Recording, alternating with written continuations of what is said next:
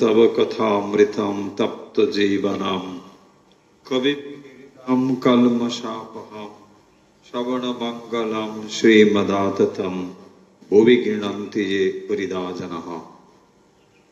শ্রী শ্রী রামকৃষ্ণ কথামৃত। গৃহস্থাশ্রমে ঈশ্বর লাভ উপায়। শ্রীরামকৃষ্ণ গান শুনলে কালী নামে দাওরে বেড়া, ফসলে তছরূপ হবে না। ঈশ্বরের শরণাগত হও, সব পাবে। সে যে মুক্ত কেশির শক্ত বেড়া, তার কাছেতে জং ঘেঁষে না।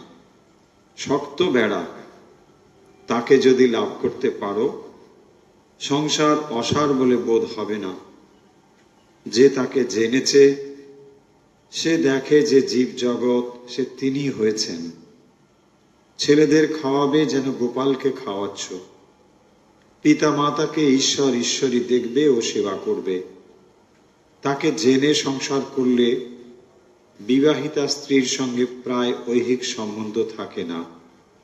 দুজনেই ভক্ত, কেবল ঈশ্বরের কথা কয়, ঈশ্বরের প্রসঙ্গ লয়ে থাকে, ভক্তের সেবা করে।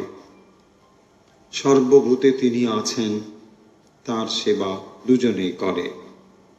প্রতিবেশী মহাশয়, এরূপ স্ত্রী পুরুষ তো দেখা যায় না। শ্রীরামকৃষ্ণ আছে, অতি বিরল।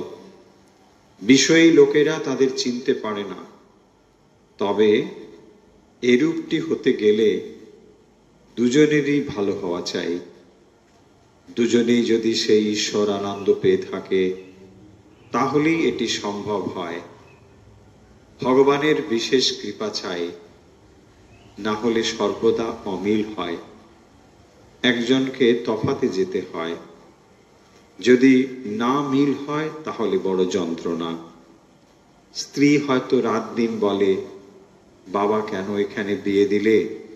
না খেতে পেলুম, না বাচ্চাদের খাওয়াতে পারলুম, না পড়তে পারলুম, না বাচ্চাদের পড়াতে পারলুম, না একখানা গয়না।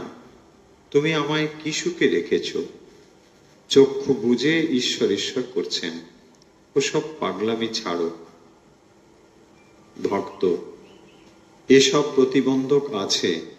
আবার হয়তো ছেলেরা অবাধ্য, তারপর কত আপদ আছে।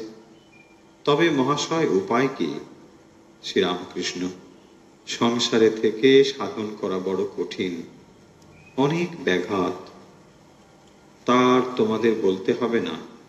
রোগ শোক দারিদ্র, আবার স্ত্রীর সঙ্গে মিল নেই, ছেলে অবাধ্য, মূর্খ, গোয়ার। তবে উপায় আছে। মাঝে মাঝে নির্জনে গিয়ে তাকে প্রার্থনা করতে হয়, তাকে লাভ করবার জন্য চেষ্টা করতে হয়। প্রতিবেশী বাড়ি থেকে বেরিয়ে যেতে হবে? শ্রীরামকৃষ্ণ একেবারে নয়। যখন অবসর পাবে, কোনো নির্জন স্থানে গিয়ে একদিন দুদিন থাকবে, যেন কোনো সংসারের সঙ্গে সম্বন্ধ না থাকে, যেন কোনো বিষয়ী লোকদের সঙ্গে সাংসারিক বিষয় লয়ে আলাপ করতে না হয়। হয় নির্জনে বাস, আর নয় সাধু সঙ্গ। সাধু চিনব কেমন করে? শ্রীরামকৃষ্ণ যার মন প্রাণ অন্তরাত্মা ঈশ্বরে গত হয়েছে তিনিই সাধু। যিনি কামিনী কাঞ্চন ত্যাগী তিনিই সাধু। যিনি সাধু তিনি স্ত্রীলোককে ঐহিক চক্ষে দেখেন না, সর্বদাই তাদের অন্তরে থাকেন। যদি স্ত্রীলোকের কাছে আসেন, তাকে মাতৃবৎ দেখেন ও পুজো করেন। সাধু সর্বদা ঈশ্বর চিন্তা করেন, ঈশ্বরীয় কথা বই কথা কন্যা। আর সর্বভূতে ঈশ্বর আছেন জেনে তাদের সেবা করেন। মোটামুটি এইগুলি সাধুর লক্ষণ। নির্জনে বরাবর থাকতে হবে। শ্রীরামকৃষ্ণ ফুটপাতের গাছ দেখেছ? যতদিন চারা ততদিন চারিদিকে বেড়া দিতে হয়, না হলে ছাগল গরুতে খেয়ে ফেলবে। গাছের গুঁড়ি মোটা হলে আর বেড়ার দরকার নেই, তখন হাতি বেঁধে দিলেও গাছ ভাঙবে না। গুঁড়ি যদি করে নিতে পারো, আর ভাবনা কি, ভয় কি? বিবেক লাভ করবার চেষ্টা আগে করো, তেল মেখে কাঁঠাল ভাঙো, হাতে আঠা জড়াবে না।